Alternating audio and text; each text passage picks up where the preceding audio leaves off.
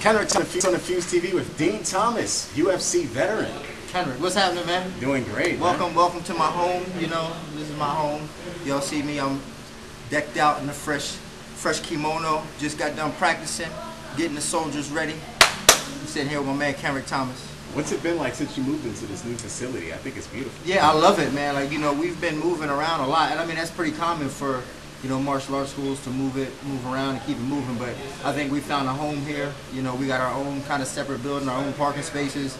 You know, this is the school I've wanted for the last 10 years. I've been there 10 years, and I finally got the place I wanted. So we're going to be here a while, so we're not going nowhere, y'all. We at the Treasure Coast Mall. You come check us out. Great. Now, I've known you since you had the little warehouse over in there, Peacock. And since you moved close to the mall, your business has doubled pretty much. Yeah, well, you know, we just needed to get the exposure. And to be in the mall, I mean, and that was one of the reasons why I've always wanted a school in the mall, because the mall is such a centrally located place that, you know, people from everywhere come here. Like Port St. Lucie, Jensen Beach, Stewart, Palm City, you know, Rio. We get the pick of everybody. So this is just a hot spot, you know, and it's like it's inevitable for people to want to come down here and train. Great. What's it like too when you move and you have your fellow clients that follow you? And that's important. You know, we've had some people who didn't follow us, and like, you know, I understand that. You know, if you can't travel to train, and it's not really in your heart.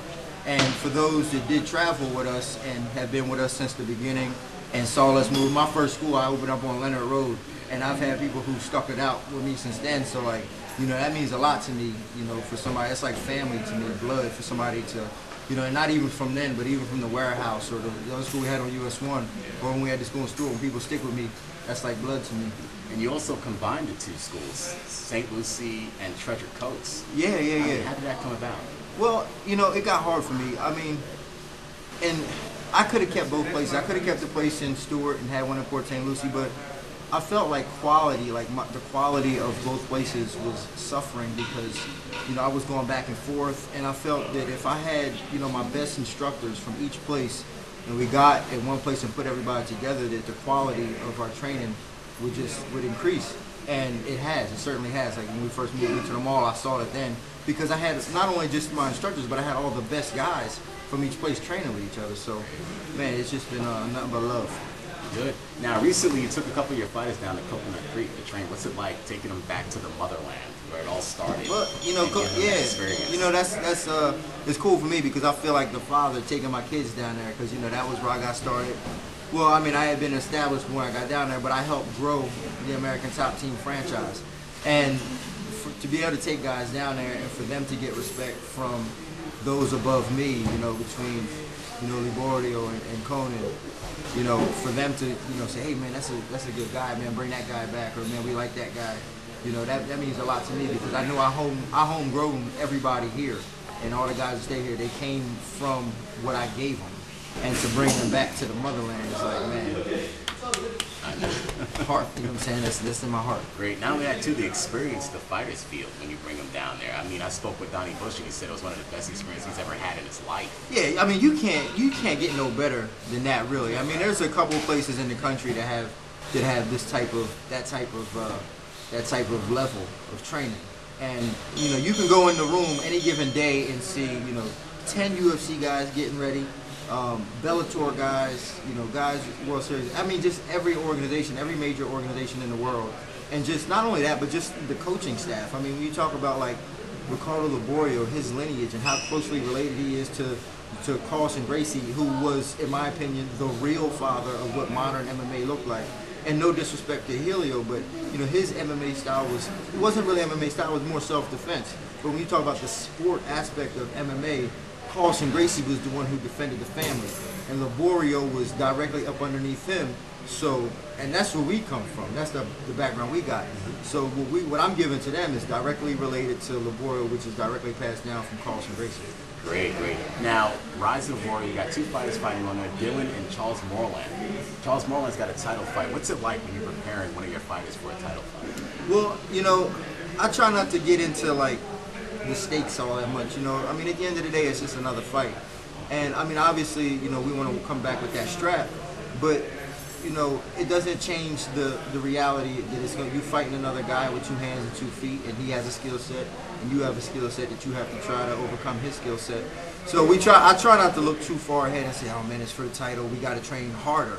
You should train hard for every fight. So I'm going to take this fight and treat it like it's any other fight. Obviously, you know, the stakes are a little bit higher, but you know, I got a lot of faith in my people, and you know, like I said, you know, the training and the lineage that we have, man, it's just, it doesn't, you can't really find any place around here that has that. So I got a lot of faith in my people. That's great. Now, you missed the last 2 shows, I believe. What did you hear about it? No, I was at the last one. I missed a couple, maybe the 2 prior to that. Busy guy, you're always traveling. Man, you know, I got stuff to do out there in the streets. You know what I'm saying? I'm a busy man out there. Nah. The thing is, like, I'm traveling a lot. Like, I still work closely with a lot of the guys on the fight team in Coconut Creek. I'm with them a lot, and I help them get ready for fights.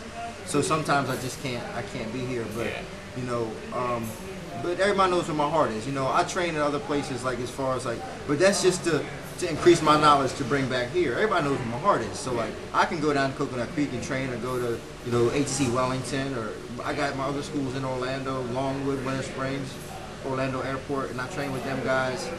And you know, I try to bring what I learned back, because I always learn something from somebody, and I bring it back here and share it with the people here. Now, also, due to the closing of Boynton Beach, a lot of the good amount of the fighters traveled up here to come train. Like, I was speaking with Rosa, and he was, you know, he wants to make this a permanent place for him. Yeah, I mean, training at yeah, it's true. What's it like, you know, having, I mean, that's a lot of love for me, man, because you know, it's not an easy trip for them to get up here. And like, if you know anybody from south of really Jupiter, coming up here is not common. Like, people just don't travel north on 95 after Jupiter. So when I get guys that come up here, and I've had it all the time, I just had you know, Walt Harris, who just signed with UFC. He was up here a little while ago, and Kelly Anderson, who's going to be on, you know, who's going to be in UFC eventually, and you know, Charles Rosa, and all these guys, they come up here just to, you know, to get what we got. You know, that means a lot to me, because that means I'm doing something right. Good, great. Now, what was your thoughts on John Bones Jones' last fight? Man, you know, I always said it like this, man. John Jones, I mean, he's obviously the best in the division, but one thing he has that other people didn't have was his build, his size. And he's tall, he's long, and he's fighting 205ers that are typically shorter and don't have the reach. And at that level and that speed, his reach plays a big advantage. If he was lighter, let's say he was, you know, 145 pounds, he wouldn't have that same, because the speed would be different. But at that size, he has that reach, so the reach advantage is huge.